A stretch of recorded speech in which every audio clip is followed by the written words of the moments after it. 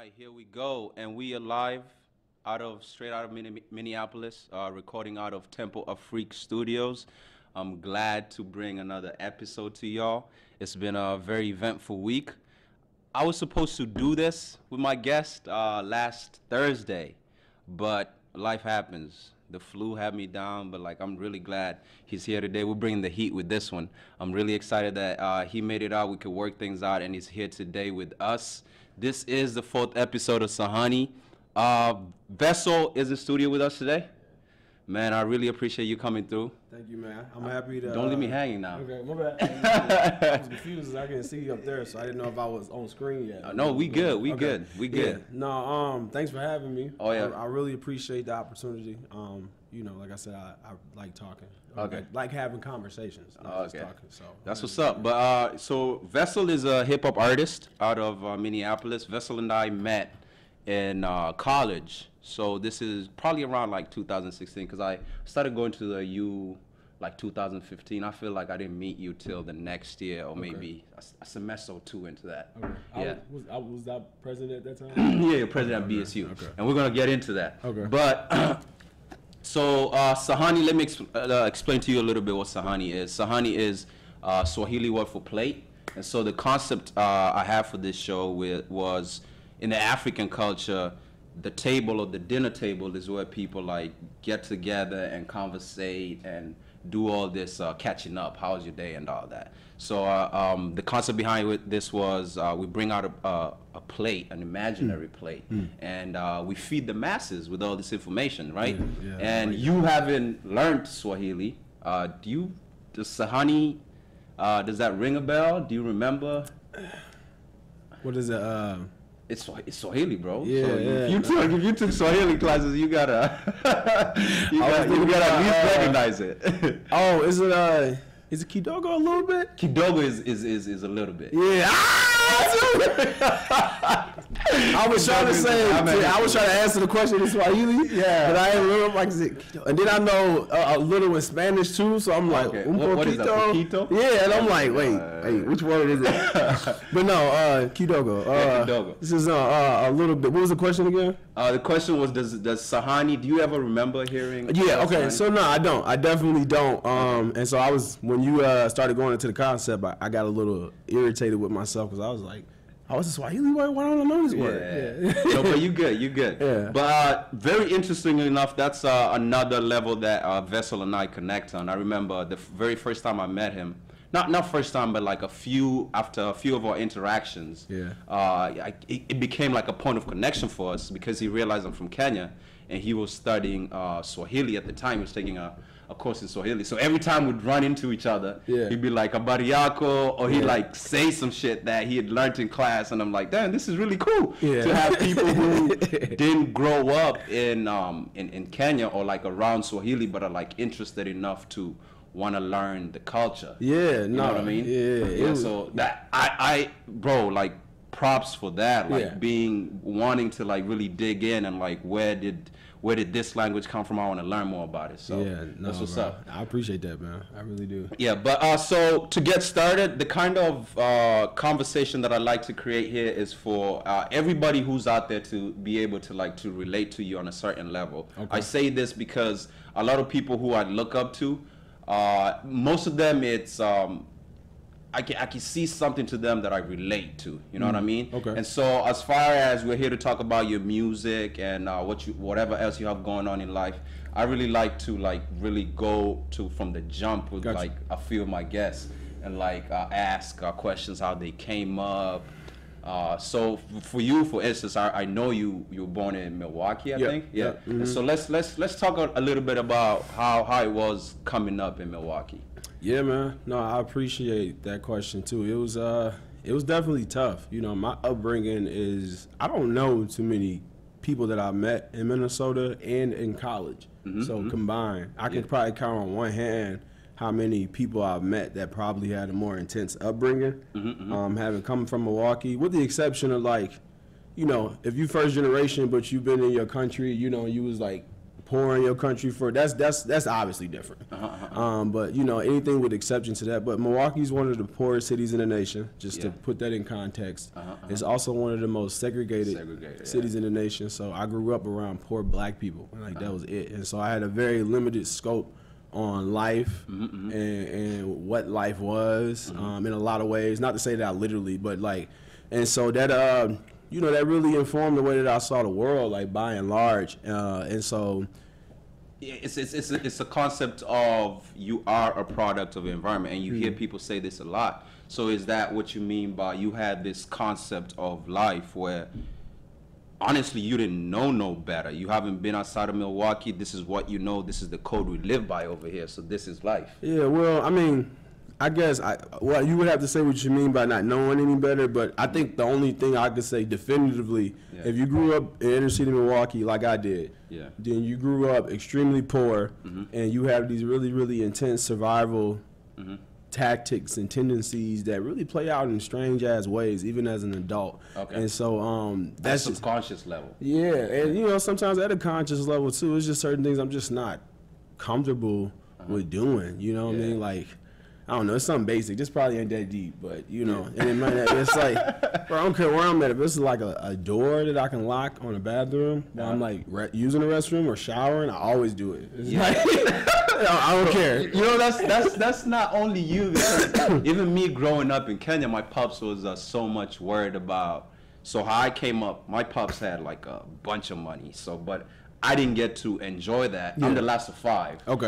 By the time I came around and by the time I knew what was going on, he'd already fell off and he like never really made it back up. And so we didn't live like in the best of neighborhoods. So security was always a concern. And so all the time we're locking doors and we're doing all of this. And so I got even in the habit of doing that over here to a point where like sometimes I'll lock the door on like a roommate, not knowing that maybe he's out doing laundry, and then you have to come back. So it's habits like those. So I totally understand where you're coming from as far as some of those habits that we pick up in the environment. No, that's real. That's a real issue. Like, bro, you went up one dorm. Why did you lock the door? It's like, you just got in the house. I mean, it's the same neighborhood. You can relax. No, seriously. But so how many years or how did you end up in Minneapolis? You grew up.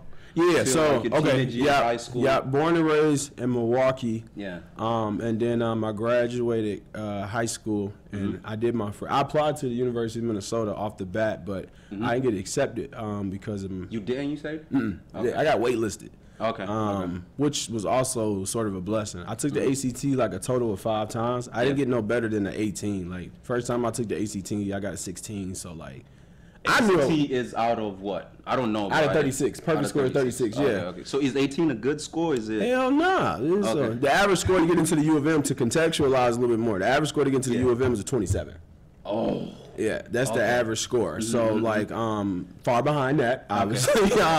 And so, but I went to college in Green Bay my freshman year, and I was just like, community college or actually? No, it was a 4-year. Yeah, it was a 4-year. They had a Division I team too. You know, I got some. Is this University of Wisconsin? University of Wisconsin, Green Bay. Green Bay. Yeah, so the UW, I got like University of Minnesota in there, Duluth, Twin Cities, and like that. Y'all have Green Bay, Eau Claire. Yeah, and it's 22. Yeah, 22 schools I think in total in the UW system. Yeah, UW has a lot of what do you call it, branches or So I transferred to the U. It was in 2013. Okay, this is your freshman year or still sophomore? Sophomore year now. So I'm a sophomore in college. So I came up. Man, I remember, bro. Like I hopped on the bus to register for classes. So I get accepted over the summer, and they like, you got to come register. And I'm like, I literally called, and this is actually kind of messed up, because I called somebody on the phone, and I'm like, yo, I live in Wisconsin. Like, I don't have any way. Can I register like online over the phone? And they straight up no. And I'm just like, and so I didn't let it stop me. I don't know why I wasn't afraid, but for some strange reason, I caught a Greyhound bus up here by myself. Like, you know, no family. I had never been to Minnesota either. I had a friend that was a student here at the time, and I was just like, yo, I'm coming to register for class. From Milwaukee?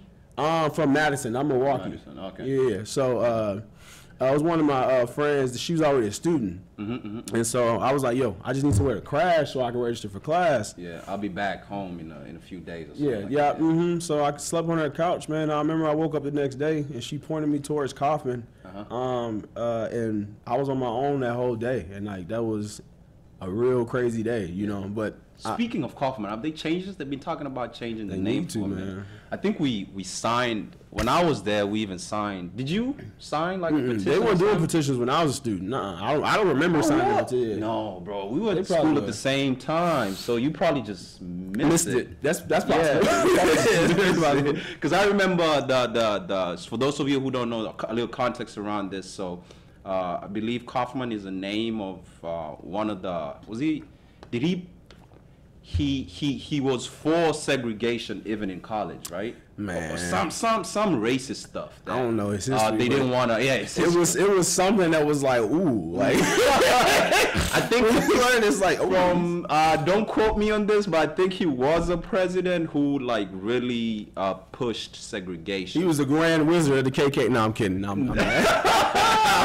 But, no, it was something bad. It was something bad to the point where they had to sign petitions to change. He might have changed his name. Yeah, change the name of the building. But Kaufman is the name of a building at the University of Minnesota, and they were trying to change that for the longest. But anyway, keep going. So you're in Kaufman the whole day. Are you successful registering for classes? Yeah. How does that go? Yeah, everything went cool and everything like that. And because I was just super adamant about, I'm going here and I'm not going to be stopped. So if it's easy for me to transfer in, then that's what I'm going to do. Okay. So that's how I got to Minnesota. And it was culture shock off the bat. Bro, so I relate to that, bro. Yeah, like, because for two reasons, though. Like, because like I said, I grew up lower class. So, like, going from a lower class to a middle class environment. Yeah. And being fully immersed, I don't recommend that, first off, because that's like such a traumatic like transition. You're like, you gotta give me like baby steps. You gotta lead me into this, Right, and then like I said, I grew up around mostly black people, so I went from lower class to middle class, from mostly black to mostly white, so I was grateful because, when I was in high school, I did an extracurricular program called Youth in Government, which is a mock legislation program. A what? A mock legislation. What does that mean? Mock means like a mock trial or like a mock trial, so pretending. Yes. Okay. Precisely. Yep. And so in doing that program, I was the only African American kid. Like we actually used like the Madison, the state's capitals, like assembly chambers where they actually debate. Okay. This is where the program took place. I know parliamentary procedure, bro. Like I could walk into like a Senate right now. A Senate right now and be like, table a suggestion. Bro, that's legalized in Minneapolis. The whole nine. I can do that right now. So anyway, I did that program. I was the only African American kid in the program. Vessle for senator? Yeah, basically. Well, at one point, you ask my high school teachers, they'd be like, "Yeah, he gonna be a politician." But I'll give you my backing, bro, because just being around it, we were even talking about this before. Yeah. We begun like shooting. Yeah. It's just like I would sit sometimes and like admire how much in the AFAM meeting. So AFAM, what was that? Help me explain what AFAM was all about. It was about like bringing people with similar experiences. You know what I mean? In a predominantly white institution, bringing people with similar experiences and where they could share and feel at home. So like I would walk into one of the AFAM meetings and like just hearing you go on and on and on about a conversation, I'm like, dude is really intelligent and he could carry a conversation, and he's talking about something. You know what I mean? He's not just talking to talk. You know? Yeah. But yeah, so that's why I believe when you say maybe that's where your legislation class you took, maybe that's where those type of skills. I think so. Even at that time, I didn't know a whole lot about like. Politics, to be honest, and just news in general. Because when you grew up in the hood, I mean, you don't a lot of information. The information that impacts you the most, you know nothing about. Yeah. So like, I didn't really have a ton at that time. But you know, once I got to college, a few years into college, you know, obviously able to keep up then. But the reason I brought the program up though is because that was the first time in my life where I had like consistent interactions with white people. Okay. In high school. And so that helped me because when I got to the U, and the U was mostly white, I had some sort of like, you know, primer for how to go about this, you know, because everything was different, man. Like there's different cultural values with different classes of people, you know, and people think that lower class people's values are nonsensical.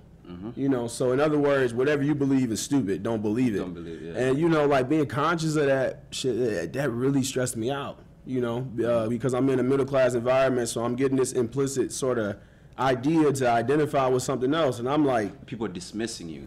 Yeah, well, I told myself this, and this is when my undergrad became extremely stressful. Yeah. I said, I'm here to get an education. I know who I am, and I'm like, I shouldn't have to change my values in order to be educated, though. I feel you. You know what I mean? Like, this ain't got nothing to do with what I value. And when I'm like, I'm not a murderer, I'm not a killer. I'm here for school. I'm just here for school. So I'm like, bro, I'm not about to change what I value. And doing that, like when I made that decision to remain consciously aware of who I am, you know, man, bro. Because then now you actually are putting that tension out there. You fighting the institution. You fighting every deliberate aspect of me not feeling welcome on campus. I feel like I'm taking, and then, you know, having the ability to articulate the shit that I would go through. Yeah. That didn't help either after a while, because, you know, you just constantly, I did like 4 NPR, or it was like 2, it was 2. I did 2 NPR interviews. Okay. And so While like still in college. Yeah. So like those interviews and just like constantly being in front talking about, well, you got to talk about your experience. Like even if you explain it just for the sake of explaining it, it kind of start to feel traumatic too. So, but yeah, that was tough. So interesting point of view that I want to throw into this, because I feel like me going to the University of Minnesota really helped me in terms of like learning other people and learning of their culture, right? So going to definitely a culture shock coming from Kenya to Minneapolis without school even in the picture. That was a culture shock of its own. But now I'm talking about as far as education. So I went to MCTC, that's Minneapolis Community and Technical College. And so at MCTC, I was able to stay around my own culture, and we created this sort of like comfort spot for us, you know what I mean? We didn't really have to interact with anybody else. We just stayed comfortable. But with that comes not really knowing how to communicate or like how to move around in different situations, right? And so I can attribute some of how even at work right now, I can attribute some of how I interact with my coworkers to me going to the University of Minnesota. You know what I mean? So it has its, of course, everything comes with its disadvantages and advantages. Yeah. An advantage I can point to is as a result of me going to the University of Minnesota, I was able to interact with all these people from different cultures, and now I know how to move around in corporate America. Yeah. You know? So do you have the same experience? Do you think it puts you, it's uncomfortable, yes, but it puts you in a spot where you know how to move around? It should have did that. Yeah. You know, and I think by the end of, you know, my life, I think it eventually, more or less, I'm still gathering those skills that help me navigate, you know, corporate environments and things like that. I know how. Do I like to? And is it easy for me? Yeah. No, it's not easy. Yeah. I try to explain this to people as best I can, but it's like, I spent 4 years in Minnesota in college, and it's like, bro, before that, like, bro, I'm from the hood, bro. Like, I don't. So every like, and I can say that, and I still don't think that it necessarily does justice to the reality of the fact that I didn't have very many skills. Period. For life, I knew how to survive. That's pretty much the only thing I know how to do. Okay, you give me $100 right now, I'll survive. I can survive off of that. That's all I had for 2-3 months.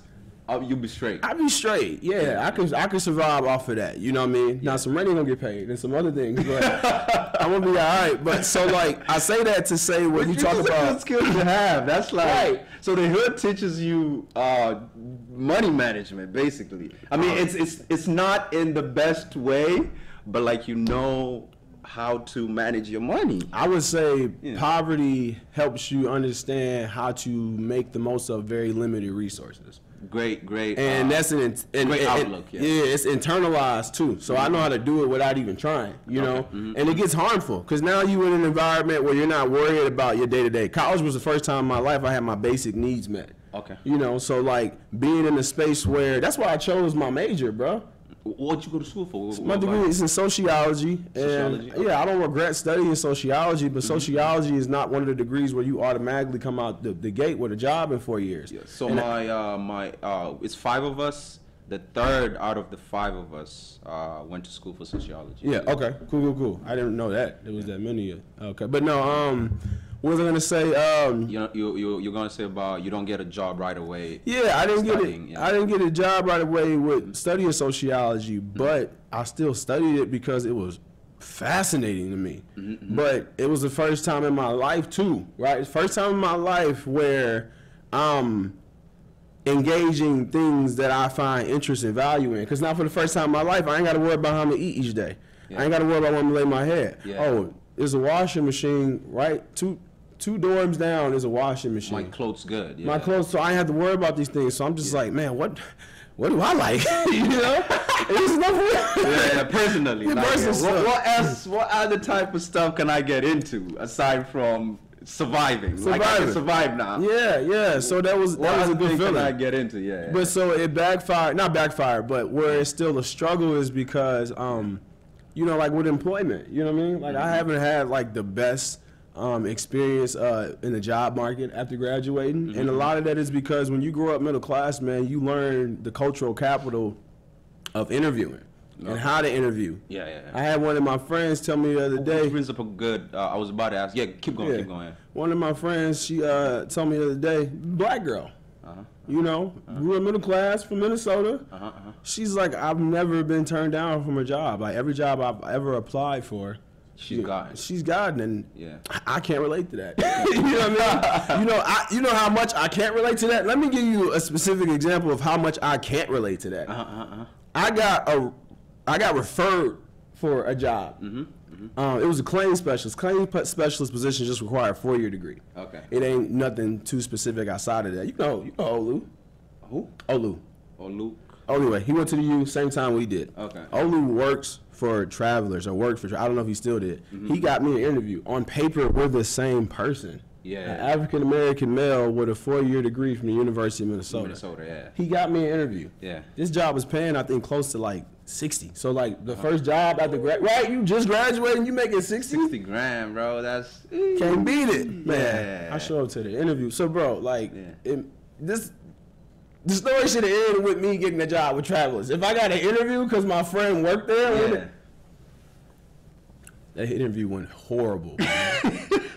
What was you in there saying, bro? Horrible. What was you in there saying? So do you think it was okay? Who's interviewing you? Is it 2 white women? Oh, 2 white women. Okay. Yeah, and they was cool. They wasn't like, but I got anxiety because they asked me. I'm laughing, but like this. No, that's all cool. They asked me. They were like, "So tell me about a difficult thing that you had to overcome, or a difficult thing in your life that you had." Super general interview question. Yeah. They just trying to get to know me. You should know this. Yeah, and I'm like, well, shit. I overcame dealing with racism at a predominantly white institution, and I'm like, well, they both white. I don't know their views on race. Yeah. I don't want to come off as this problematic, person. Yeah. In the interview, I'm trying to get a job. Yeah. You know what I mean? At the back, yeah. So instead of me having like a sort of prepared answer, I just was trying to think on my feet, and I couldn't answer the question whatsoever. Like I didn't give them an answer really at all, man. I've had some really unfortunate interview experiences because I never knew what I was actually being asked. So I can't relate to that because I'll point to why I can't. Because I was part of NABA? Not NABA. Okay. So I'm an engineer, so National Society of Black Engineers. So I was part of that. And you'd have students who've been to these colleges come back and like put you on game on how to move around these types of questions. So like I'm going in there and I'm like, I can already anticipate the next question that y'all about to ask me. So do you think that, not to put the BSU on the Black Student Union on the spotlight, but do you think that these are some of the things that maybe they should start doing? Or are they doing a good job? Or like... I think they're doing a good job. I think that just to put some context around this too. Vessle was the president of the Black Student Union at the University of Minnesota for I think my junior year. Were you there 1 year or 2 years? I was president for 1 year. I was on the board for 2 years. I could have been if I wanted to be president again. I probably could have, but I was burned out. So yeah. Okay, yeah. So you say that you think they're doing a good job. Yeah, no, I think that's fine. I think I was unprepared because I needed far more support coming out of Milwaukee, to Minnesota, of all places. Okay. So, like, there's no way, like, I don't even, man, it's just so interesting the way life works out. But, the more I think about it, I think that there's specifically things that I knew I wanted and I didn't care what people say. So, like, I think about that too. But, no, I think interviewing is a skill. So, interviewing is not something that you can prioritize and make that something. So, the BSU, for example, could say, oh, we're going to prioritize people learning how to interview, which I think would be a great idea, by the way. I think they should. But interviewing is such a commonplace thing. It's a skill that you acquire, especially if you grew up middle class. That the more you do it, the more interviews you're in. Interviews ain't hard for people. Like a lot of people I know, like this is I felt alone. with this, and that's just one instance, one example, man. First time I got help with an interview, man. Like, I made it to like a final round, but like the help that I was getting from one of my friends, Shanika, who's also on the BSU board with me, it's just like I would have never thought to do this. She's like, yeah, so look this up, do research on them, go look at their LinkedIn, because she's like, if you know who they are, you have an idea of the questions they're gonna ask you. And I'm like, she putting you on your game, on game, bro. And this is foreign to me. Foreign. So that was a blessing. But no, bro, that's it's a lot of skills that I still have not been equipped to deal with and handle, having grown up. The way I did, and I'm still acquiring them. Yeah, I speak well, and I got a lot of potential, and I like that, and I appreciate that. But there's still things that I've struggled with, having coming from where I come from, because I ain't got family here neither. So even I think I saw, no, but that maybe they just come to visit, but like your graduation pics on Instagram. Yeah, no, my family came. They drove up from Milwaukee, but like, you know what I mean, bro? Like, if I have a rough day, if I'm hungry, I still can't really cook. You know what I mean? I can't go have dinner with my family, with my mama. You know what I mean? Like, that ain't, if I need somebody to talk to and stuff, my roommates is busy and stuff. I don't have nobody. I just, so like. Chop it up with, like. So there's a major level of lack of support that I don't get being away from my family. And it takes a lot to sustain yourself in these type of environments, especially with the things that I like to do, with doing music and having a passion for like community activism and stuff like that. It takes a lot to sustain yourself, and like I do a lot of work just to be able to be in front of people, and I think that gets taken for granted because people don't understand what it's like running middle class, lower class. Okay, great. I'm glad you brought up music, because that's like a great segue into what I wanted to get into. You are an artist, and so it sounds like, with what you have, sometimes it's good days, sometimes it's bad days. An escape for me, for instance, was I played rugby at University of Minnesota. I've been playing rugby since I was like 12 years old, right? So I look forward to like Tuesdays, Thursdays, and Fridays where I'll just get out on the pitch and forget everything that's going on around me. And I still do it even right now. Like if shit's going wrong, like I want to go to the gym, I want to like work it out, you know what I mean? So do you find that music is that escape for you? It should be. Nah, music is something that I know I'm good at. It's fun too. And I just feel like I have so much of my life's purpose tied up in music. I'm learning to be more vulnerable as an artist, but it's like, if I be as vulnerable as I'm capable of being, I'm pretty vulnerable. If you if you heard my music, I was about to ask you, who is Yazzie? Because Yazzie had you in your feelings, nigga, bro. what the fuck? I was gonna say, what was that joke? Humility? But yeah, I mean, like you're variable in your music, and so that's a great thing. You know what I mean? That's something I'm having to learn, even just dealing with women in my life. You know what I mean? It's and I think I could tie it back to like growing up with not having much, where it's just like this vibe in the house where it's like, damn, it's like everybody's just stressing on how we gonna make it out of poverty, and it's not so many activities that you could do around just having fun. You know what I mean? So everybody's just in their heads, and not everybody's talking about it, and so I can see it play out in my actual life right now, where it's hard for me to be vulnerable to people just in general, you know what I mean? Yeah. But you seem you have the upper hand on that. Yeah, well, in your okay. music, you're very forthcoming with what's going on, and even right now. Yeah, no, for sure. No, okay. And so to answer, making sure I'm answering the question, I am vulnerable in my music. I think being an artist, you're naturally susceptible to vulnerability. Yeah. Which is good and bad for me, because if I'm naturally vulnerable, it means that I'm probably more open than the average person. Yeah. And then so like that's actually enough. Yeah. And so like I've been overly vulnerable with things and people, and so like my relationship to vulnerability is so natural though that I don't have to always prioritize it or be cognizant of like being vulnerable, you know what I mean? But I guess I don't. Nature, yeah. It's second nature. But with that being so, to go back to the first question you had asked, I don't look at my music as like an escape for me expressing myself emotionally. I do that. That is the outcome, but I don't look to it for that. It's a creative process for me. It's a fun process. Music for me is for me to have the opportunity to engage in. The only real like culture that we have is black people in America, and you know I'm real conscious of my culture and stuff like that, black culture. So like I really like make a point to like be the best at representing my culture. That's what music means to me, and that's why I do it, because it's an opportunity for me to really put on for for black people. Yeah. Yeah.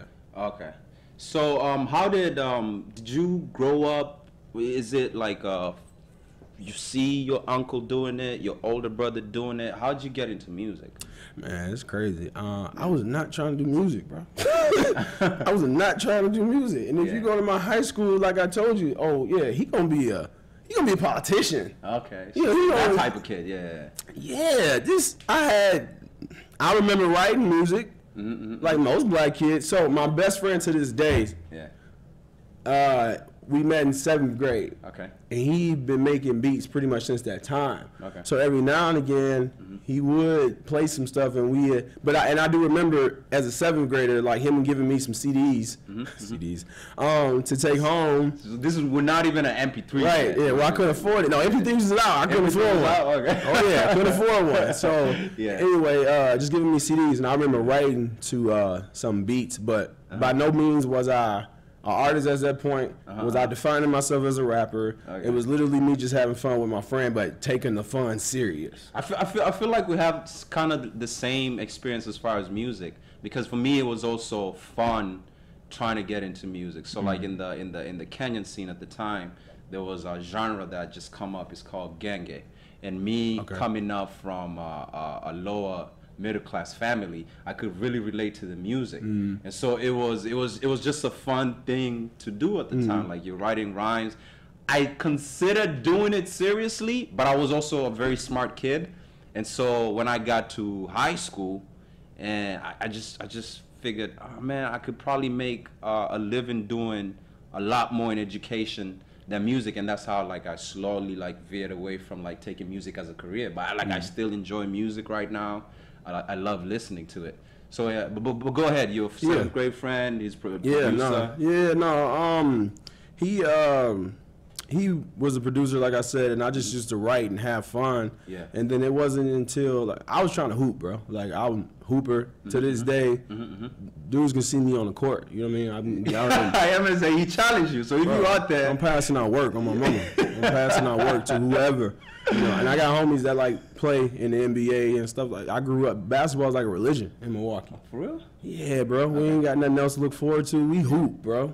We hoop. And then you got some dudes that's trash. They still hoop. You know, you got some dudes. We don't say names. Right. Y'all know yourselves. Right. You got some dudes that, you know what I mean, they hate school and everything about school, but they the nicest you ever seen. You know what I mean? I got homies that like, at 16, they was probably one of the best kids in the nation. They just didn't go to a good high school. Okay. I'm not kidding. Yeah. And then you got kids like Kevon Looney, who plays for the Golden State Warriors. He's from Milwaukee. He's from Milwaukee? Yeah, Kevon is 2 years younger than me. I'm trying to remember. I listened to like a rap duo from Wisconsin called Wisco Kids. Yeah, I know Wisco Kids. They out of Green Bay. I remember them. Yeah, Wisco Yari and Wisco, I forget that dude's name. But they have a song about, I think, a legend out of Wisconsin who plays for the NBA. I think it starts with a K. But anyway, that's either here nor there. I know you're talking about. They made a song about Kiefer Sykes. Yeah, Kiefer. Yeah. Yeah. Give me some. I know Kiefer. I told you I went to school in Green Bay my freshman year. That's when Kiefer was there. Yeah. Kiefer's probably one of the most talented basketball players I ever seen. Okay. Yeah. Okay. So Kiefer's incredible, and they made a song about him because he was the man. You know, in Green Bay. Was he from Green Bay? He was from Chicago. Chicago. Yeah. Oh, okay. Kiefer was from Chicago. Oh, but he made a name for himself apparently. Man, he put that program on the map quite.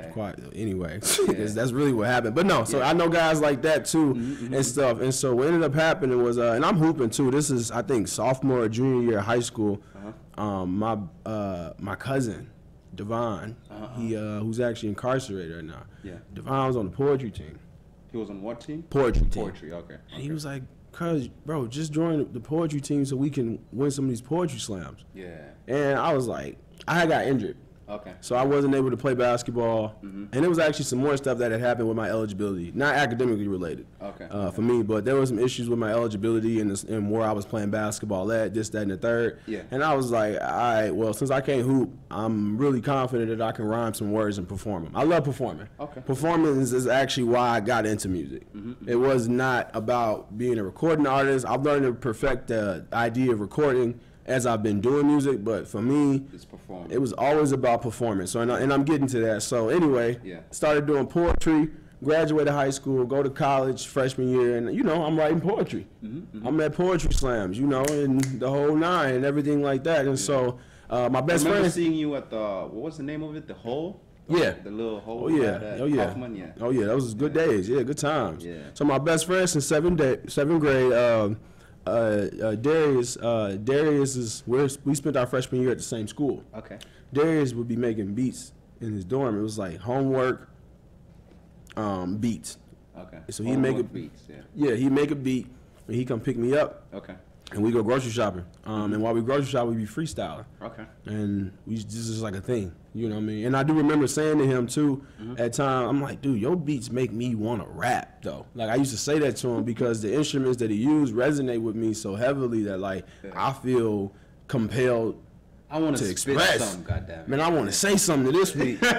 So that's why that relationship we got, producer and rap, is night and day. But anyway, I transferred to the U. Okay. And so he ended up transferring to another school as well. Okay. And so I remember, after being in Minnesota for about a year or so with our family and stuff, man, I just got to thinking about like stuff that was fun. So I'd be FaceTiming him and stuff, and I'd be like, bro, man, I'm like, one of the things I just missed is like freshman year, bro. I used to be able to just, this is like junior year now. Yeah. I was living in Udolph Hall, and I'm like, I miss like you rolling up to my dorm and us just like freestyling your beats, bro. Send me some of your beats. I know you just send me something so I can just. Yeah. And so he had a SoundClick page up, and he was like, SoundClick, not SoundCloud. SoundClick. Oh, real producers know SoundClick. That's some real that's some real producer stuff right there. Okay. So he had some beats on there, and I used to just go to that, and I would freestyle. And so I started writing to those beats because he had some cold beats on there, and I'm like, bro, you not doing that with this beat? Yeah. And I'm like, send me this one. I want this one. Yeah. And so that's how I started. I just started like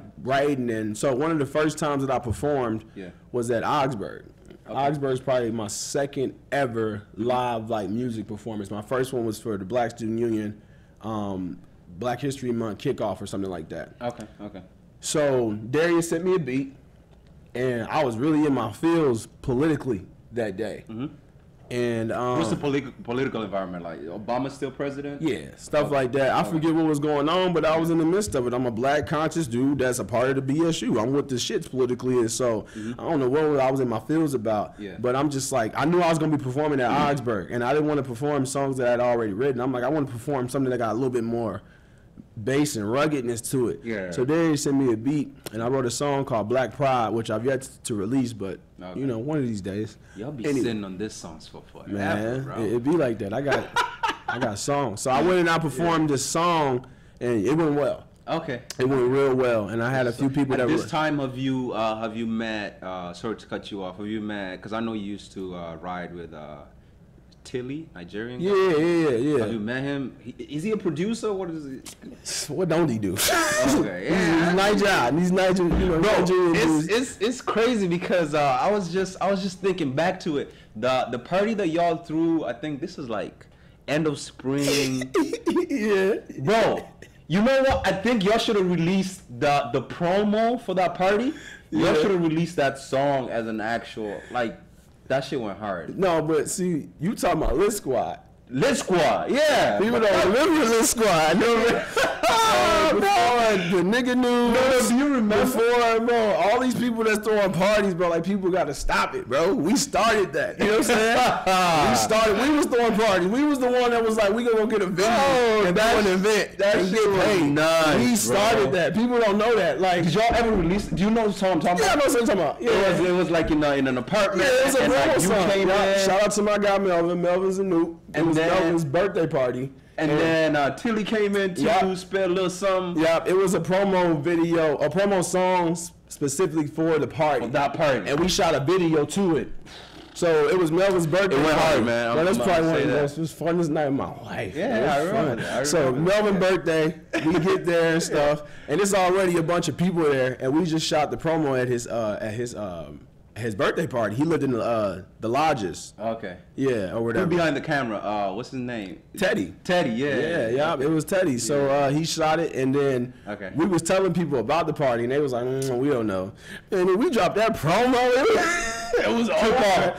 Everybody was there. Yeah, everybody was there. So I remember it was that same year was the same year that the football team had the whole sexual allegation stuff going on. A lot going on. And I got to meet one of the football players. I forget his name. And we're just chopping it up about the whole situation. But in general, it was a good party. It was a good party. No, it was fun. We threw a few parties, and it was short lived. But we after that it was like a thing. So, but no, so I hadn't met Lance. At this point, no. Hadn't met Lance. Hadn't met a Nigerian person that I knew was Nigerian and or maybe even what Nigeria was. Because I'm not going to cap like most people. You say an African country. Yeah. They don't know what part of Africa it is. I won't say Nigeria, though. Yeah, well, now. Very popular. Now, but 10 years ago, and, you know. So, but anyway. One thing, yeah. Yeah, anyway, case in point. Africa was a country. Right.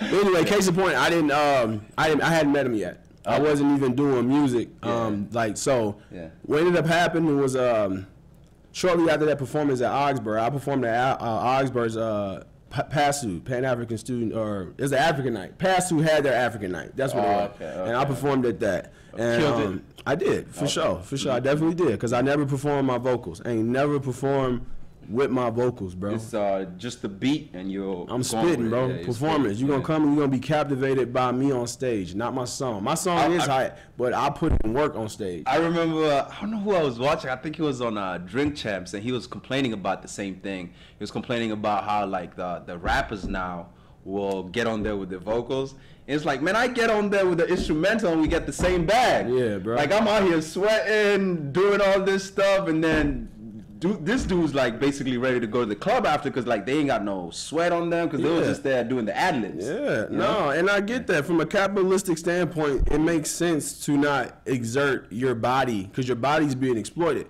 So I understand that from a capitalistic standpoint, it makes sense for you not to exert your body more than you need to in a performance. But from a cultural interesting point of view. From a cultural aspect though, from a cultural perspective though, come on now. You talking about hip hop culture? Yeah. So hip hop is the only real definitive coach, not the only real. For the sake of this conversation, we'll just say the only real definitive black culture in America, right? That we can point to as ours for sure. We built it. And so some of these artists, you know, because at one point they was tossing around the idea that the Migos was bigger than the Beatles. You know, that was like some stuff they was saying. And I'm like, nah, y'all got to learn how to perform better, though. You know what I'm saying? Like, that's, and not, you know, not a diss against the Beatles, obviously, or against the Migos, obviously, but it's like, I firmly believe that if a group like the Migos didn't have vocals, like, bro, imagine Migos ad-libs, like, where... They're nice with those. If Quavo ain't saying it, you ain't gonna hear it. Like the whole concert, he just ad-libbing. He got everybody coming to the concert and say the ad-libs anyway. Yeah. Imagine if he was saying his ad-libs live. That'd be crazy. Yeah. That'd be crazy. So that's just a cloth that I'm cut from, you know what I mean? But I think that it makes you a real MC. When you study the culture of hip hop, you know what I mean, it's 5 like things that make an MC an MC. So it's you know, quality material, you know, it's stage presence, and it's just having like a real good image about you, you know, that make people want to look at you. You look cool. Yeah. You know, I definitely didn't say them verbatim the way I should have said them, but there's rules to this stuff. It's my case in point. But anyway, but to make a long story longer, after that performance at Augsburg, I'm like, all right, well, I'm gonna record. Like, all right, I'm like, well, what would it sound like if I made it like a project? I just want to see what it sound like. I ain't trying to do music. I just want to see what it sound like. I'm still not even rapping. I've rapped, but I'm not a rapper. Okay.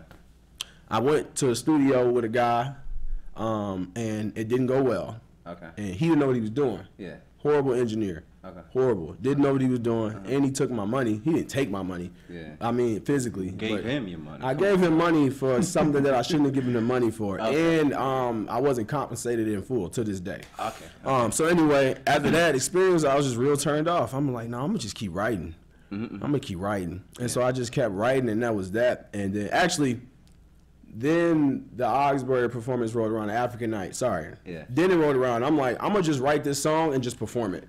I'm not even gonna record it. Okay. And so it went from that to me eventually recording to me like, all right, I'm gonna put out a full project. I had a full mixtape I was gonna put out. Okay. And I got like a day before releasing it and canceled it. How many projects do you have out so far? I only got out graduation. One. Yeah, I put out 2, but a lot of people don't remember my first EP, and I got rid of it on SoundCloud. It was only on SoundCloud. Okay. So I put out an EP, but I only got one EP out. I made graduation EP when I finished my undergrad as you know, just kind of insight and experience. It's just everything I went through.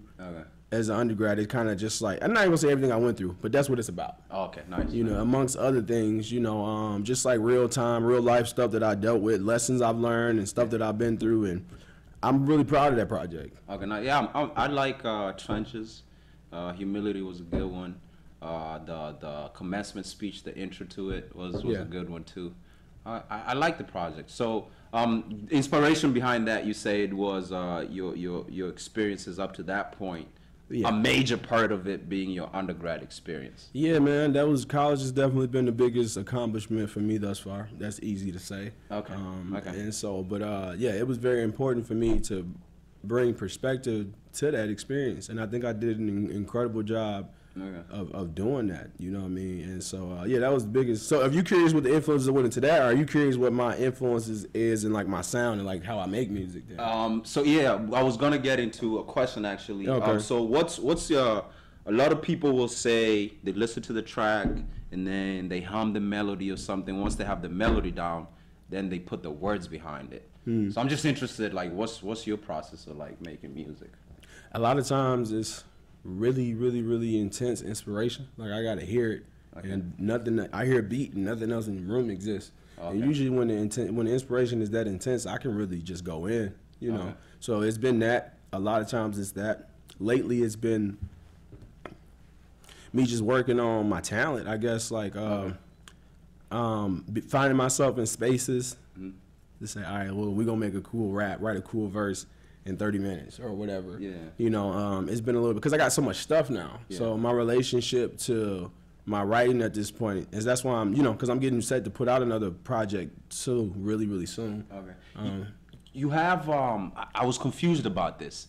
Hella Late, I think, was a single that came out. At least I've seen a video of Hella Late. Yeah. But then there's also another Hella Late coming out? No. So I'm glad. I wonder if you confused, but I feel like you pay better attention to everybody, clearly. Yeah. But Hella Late we released as a video, yes. We didn't put the song out, we just put the video out.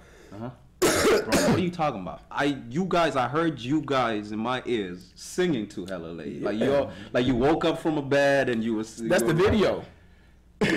Also, whatever's coming out now is just audio. Yeah. So we never released the track. Yeah. And it was okay. Cause you write I don't know. So the way that song came together was like super crazy too. And it was like kind of inspiration. Yeah. My guy Drado, who's an incredibly talented engineer. Yeah.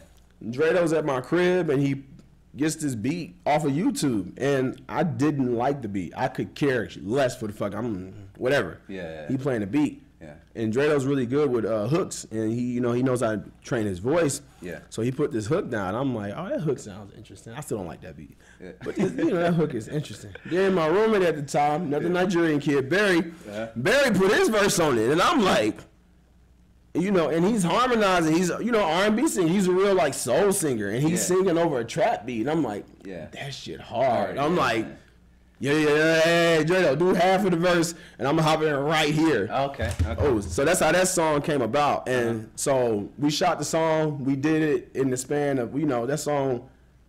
We did it over the span of like 2 or 3 days. Okay. But the actual time spent recording, maybe an hour. Okay. So do you find yourself having to create this sort of, this has relation to me hearing about Currency? Yeah. He was saying that a lot of good music is made out of people, like if you're on drugs, you make the best music. You know what I mean? And so do you find yourself having to create sometimes, if you want to make like a party song, for instance, do you find yourself having to create an environment around like a party, like you invite a bunch of people, girls, alcohol, all that, for you to draw that inspiration, or you just like, you can make a party song actually from an environment like this? Man, definitely. Nah, I've never been, and when I'm in the studio too, like, I can record with a bunch of people in the room because rap is competitive, so I'm just like, in my mind, I'm flexing on my ability to record. It's like hooping in a gym full of people. That's what recording in a booth is like. When there's people there. And so, but I very much prefer, like just, I think I'm not like really into drugs at all. You know what I mean? Like, so I've written songs about topics. Like I got a song called Drug Play, and it's like wordplay, but drugs, right? And so like I wrote that song, and the stuff that I'm talking about, it sounds like this must be some stuff he do. And it's not. It's really not. It's from research, and it's not like creativity. Yeah, it's creativity, and it's not like, because I don't want people to be confused. Like I'm talking about. So this is what happened. This is how the song came about. I gotta explain this song that I haven't put out, but it's a crazy dope song. I'll play it for you. Okay. I'll let you hear it. Anyway, the way the song came about, I'm like, okay, I'm hearing the popular rise of this drug content in hip hop. Maybe it's always been there, but everybody's talking about the perks. It became cool recently. Well, Future's kind of the father of, so like. That song was nice though. What was that Pakistan? Man. So but anyway, what ends up happening is, I'm like, all right, this is kind of a trend, but this is kind of like a thing. I'm like, how do I make a song about drugs without compromising myself? I ain't never did no Perkies. I ain't never getting no Xannies. I don't be Xannied up. I ain't never sipped no lean. All of this stuff. So it's like, how do I do this? And so like I had to find a creative way to engage this topic without and that's what I did. So I made Drug Play, which is wordplay, but it's just like me having all of these poetic or witty ways of saying drugs. So this is the lines of the song. Abuse the drugs when I hit it. Getting so high that we touch amoxicillins. Take this plan B. No, I am not kidding. She said I'm a pillin', but she ain't got no prescription, right? So that's just like a few lines out of it. So I'm just playing with words, but I'm using drugs as the muse. Did y'all hear? That's hard, man. Yeah, so that's the muse for it. So I wrote that song.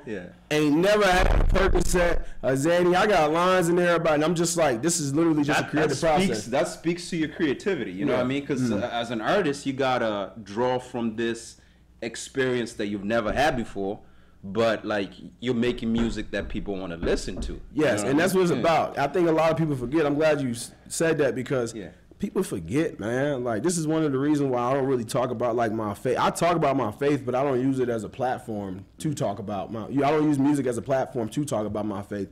It's because our number one job in music, you're an artist, but as an artist, your job is you're an entertainer. And I think sometimes we take off that entertainer hat for so many other things, and it's like, okay, so this is a trend that I don't really care for like that, but I'm an entertainer, and I got to still put myself in a position to give people the best entertainment value. If you watch entertainment from me, it sounds like something you can hear somewhere else. People want to sound, if you want, the decision to not want to have a mainstream career is a real decision. But if you saying that you want to aspire to be on a mainstream platform, you got to get with it. I feel it. So that's just what I did. All right. So bringing up a very other interesting, you seem like very well rounded in terms of culture. I say this because you've had the opportunity to go to Nigeria, which is really dope for me. I ain't even never been to Nigeria. I'm African, but how did that come about? How you just decide, all right, I'm gonna get a passport, nigga, we out. I'm going to Nigeria. That was God, nigga. That was supposed to happen in every way. It was divine, like for real, because shout out to Dejan. Got to shout out Dejan. I don't want to shout out Dejan because Dejan is right about a lot of stuff. Okay. And he don't need to know you right. Dejan was supposed to be here, actually, because I was trying to. Y'all. No, we gonna set that up. You need to come support you. Yeah. Dejan, you gotta come out, man. Anyway, you gotta chop it up with your homie Vessle, man. So Dejan been trying to get me to do a study abroad trip to South Africa. Okay. And I didn't want to do it. I'm like. Has he been outside the States? Or? Yeah, he been to Jamaica and South Africa. Oh, he's been to Jamaica. Yeah, so he telling you, bro, just apply. You gonna get accepted. I literally applied to the study abroad in South Africa to shut him up. Okay. I'm like, nigga, I ain't gonna get accepted. Let me just apply so you just leave me alone. Be quiet about this, yeah. Man, I got accepted. So now and I'm like, damn, I'm really, and I'm like, all right, well, I'm on the passport. I'm like, let me come up with the money. Yeah. Man, bro, the course was like $3. They take care of that for you though? Who? The study abroad program. Do they take care of? No, that's financial aid. Yeah, nah, you gotta get additional financial aid. Oh wow. So the course, the flight itself is like 2 racks, and then the course is like 3 or 4 racks, and then personal spending is like close to 2 racks too. So the trip was like 7 racks. Yeah. And I'm like, bro, why would I pay 7 racks to go to Cape Town, which is one of the oldest cities in the world, right? Like Cape Town looked just like the U.S. because it was colonized really early on, so it looks really European. Okay. So why the hell would I want to go to Cape Town? I'm like, I want to see some shit I could see over here. Yeah. Yeah, and I'm like, if I go to Nigeria, first off, that's gonna be tops 2 racks for flight and money while I'm there. I'm like, and I'm gonna get a more authentic experience with like indigenous people because I ain't gonna be with the school and they ain't gonna be keeping me in the safe parts. Yeah. Which was a great idea,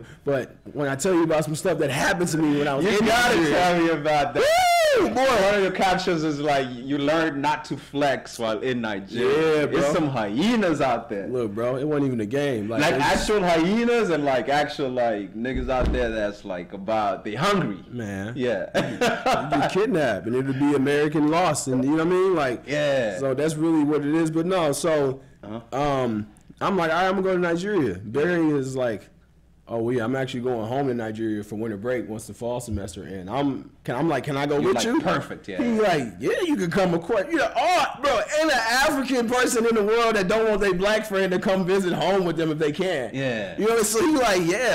I got one of my coworkers right now. Grew up in Detroit. We're going to Kenya in December. Yeah. He's really excited. See, that's what I'm saying. Like, and what was crazy is that I had the opportunity to go to Nigeria.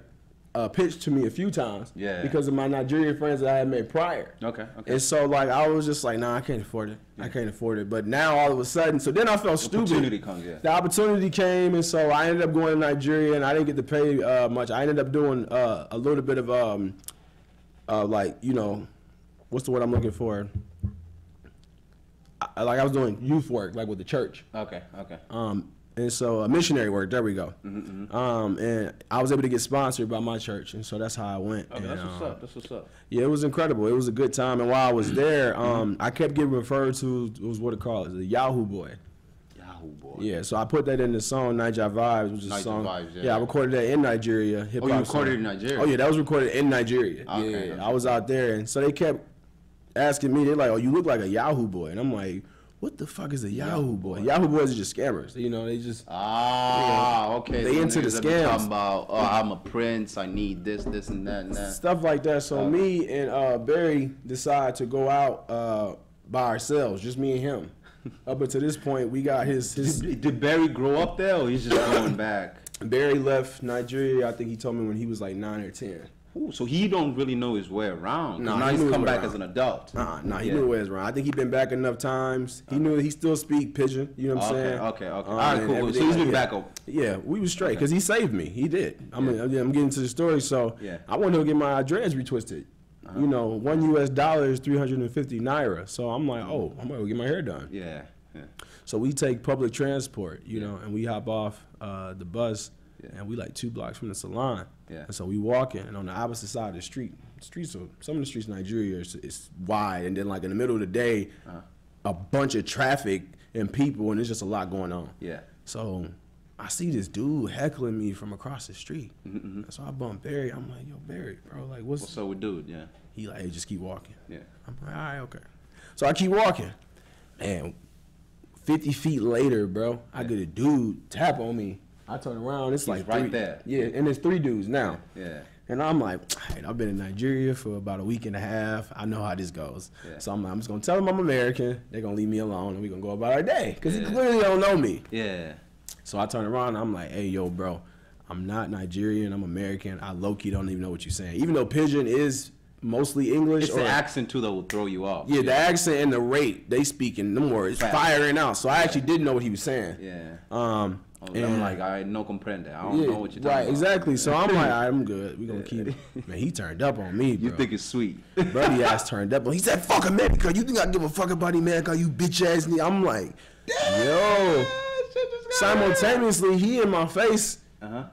They robbing you? No, simultaneously, I see Barry. He get pushed up against the car by his homies because I told you it's 3 of them. Yeah. So, bro, like signals is going off in my mind. You know, I grew up lower class, so of course I'd have been in fist fights. Yeah. Far too many. Yeah. Okay, I don't like it. It's about to scrap. Yeah. Man, I'm like, okay, well, shit. I guess I'm about to scrap in Nigeria. But then, you know, it dawned on me. I'm like, I'm sitting there and I'm like, I'm in another country. And I'm glad I did this. Yeah. Like, you can't just swing on a nigga in another country. I don't care who you is. I don't care how hard you is. If you think you're going to be stupid enough to just swing on somebody in another country, that's foolish. Don't do that. Because you don't know what's going on, especially on the street. Because the whole time, these was what was called culters. You know what I'm saying? Which is the equivalent of a gang. And they thought that we were an opposing gang, which meant that, and this dude that we were talking with was like one of the ring leaders. Ooh. So if I put hands on him, it's going to be like 20 dudes that come out the woodwork. And I'm probably going to die. At the very least, I'm going to get robbed. Yeah. You know what I'm saying? And a whole bunch of other stuff. And this is in broad daylight. So they pushed Barry up against the car. Yeah. And so, like, as I'm, like, processing, like, what I'm finna do, because I'm like, I might have to, if he start getting hit, then I'm damn near just, like, fending for myself. Because if I see him not defending himself, then whatever. So I look over at him. He make eye contact with me. He was just like, chill. Yeah. And when he did that, and I just stood there, and I'm like, all right, I am in another country. Yeah. And this dude's still in my face. And so he like, you know, this that bitch ass nigga. He's saying all type of stuff in my face. Yeah. So this dude in my face switched places with the dude that's in Barry's face. Okay. So I told you I got the ringleader in my face. So now the soldier comes to you. Yeah. Thank you. Soldier nigga in my face. Yeah. Soldier nigga. And what's your name? And I'm like, Javars, you know, my government. No, what's your Nigerian name? I'm like, I don't have a Nigerian name. Here, man. Yeah. I'm like, I'm not Nigerian. Yeah. He was like, when you're Nigerian, you gotta pay. You gotta pay. And he just saying all of this stuff. Yeah. And I'm irritated because I wanted to punch him, you know, but I also just was like, this is a really intense situation. Yeah. 5 minutes later, they going their way, we going our way. Yeah.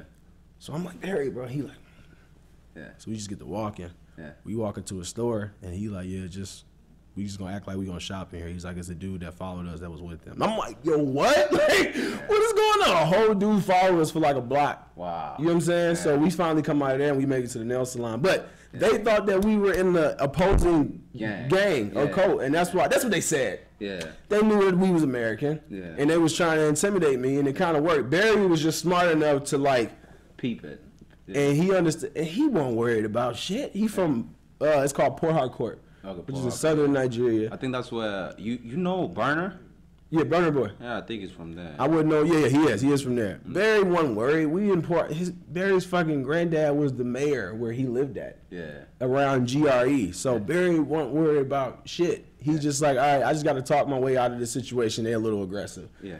I was worried. Mm-hmm. I was, so his aunt picked us up once we still went to the hair salon. I got my hair retwisted, and his aunt picked us up. And the rest of the time I was in Nigeria, I didn't go nowhere without his family. So that was that. Man. Yeah.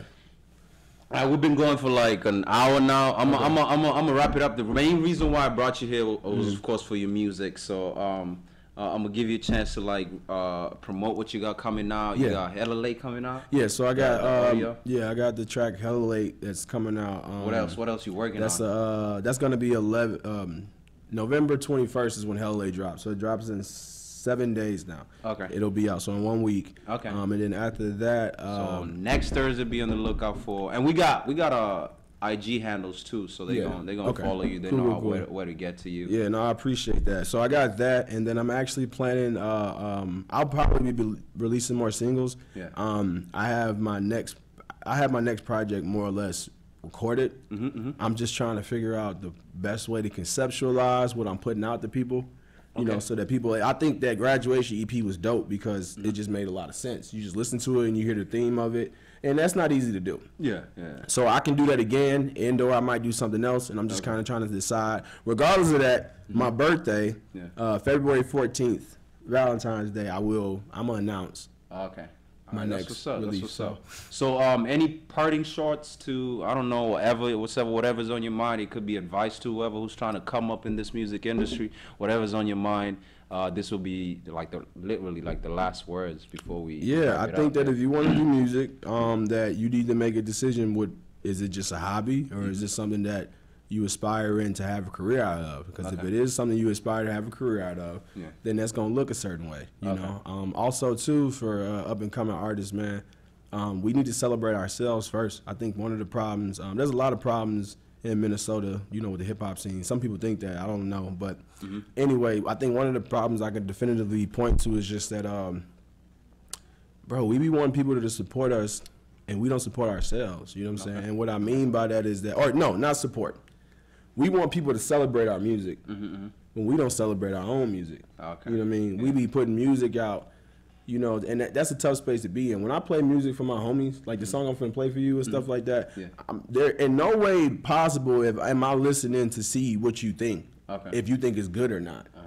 No, I love this, and you know what I mean. So like that mindset that we have, you know, because you really gotta believe in, and that's one of the principles that I live by too. Is whatever you're doing, you gotta believe in it first before like you. Or you don't want to be making music to prove You don't want to start doing music and then feel like you gotta prove to people that you know how to make music, and maybe you're not that good at it because you just started. But that's just not a space a person should really want to be in. I think that we should be more honest with ourselves about, like I said, what we're aspiring to. Yeah. And I also think that we should do a better job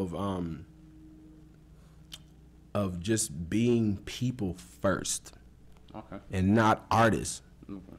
Because it's very awkward for you to meet somebody that you don't know very well. And even if you like them and you think they're dope and you think they're cool, if the first few things that come out of your mouth is, yo, let's do a song and stuff like that, that's cool. But like, honestly, bro, just get to know people, man. Like, build a connection. Yeah. Man, we be so eager to like make everything that we do. Like, we amateur artists, fam. Like, at some point, we gonna have to meet everybody we meet. We gonna have to be focused on trying to make a song with them. That's not what's going on now. Build relationships with talented people. Go find somebody that you think is talented and get to know them. Okay. And then if the opportunity presents itself to work with them, then do that. You know, I think it's because, bro, asking an artist that you just met, like, yo, or be like, yo, let's make a song together. If it ain't on some business stuff, business is different. You know what I mean? But a lot of us is really out here having fun in Minnesota. Yeah. For you to do that, that's like you meeting a stranger and asking them to have sex with you right away. That's a little weird.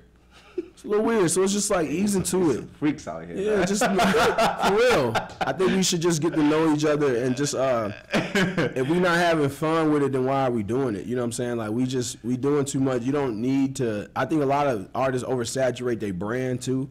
You got guys that's been rapping for 2 months and they just spent $500 on a music video. Yeah. Like, bro, the only people that know you rap is you and your family. You didn't have to work that hard to impress them. So I think that we need to walk away from this idea of, because we want to aspire to be an artist on a mainstream platform, to thinking that we got to look and be mainstream off the bat. You don't need a website. You don't need a manager. Yeah. You don't need expensive videos. You don't need any of this stuff. If you can afford that stuff, that's fine. But I think a lot of the times, just focus on having fun and putting out music that's good, hopefully. So. Well, you heard it here first. I've had Vessle in the studio with me today. He said you got to start from ground zero to make it to wherever you're trying to make it to. And I'll see you guys first Sunday of December. Thank you for joining us. It was really a great pleasure having you in studio today, Vessle. And see you in 3 weeks. Yeah, for sure. Yeah. All right, bro. Appreciate you, man. Yeah, that's what's up. That was fun, bro. That was fun? Yeah. Let me pee real quick, and then I want to come back and chop it up with you. Tempo à Minneapolis, Tempo Afrique Travel. Vous voulez voyager? Achetez vos billets d'avion à l'agence de voyage Tempo Afrique Travel. Avec l'agence de voyage Tempo Afrique Travel, pas de problème de connexion, pas de problème de transfert de vol. Avec l'agence de voyage Tempo Afrique Travel, c'est le voyage en toute tranquillité, en toute beauté, de votre maison jusqu'à votre destination. Votre satisfaction est notre plaisir.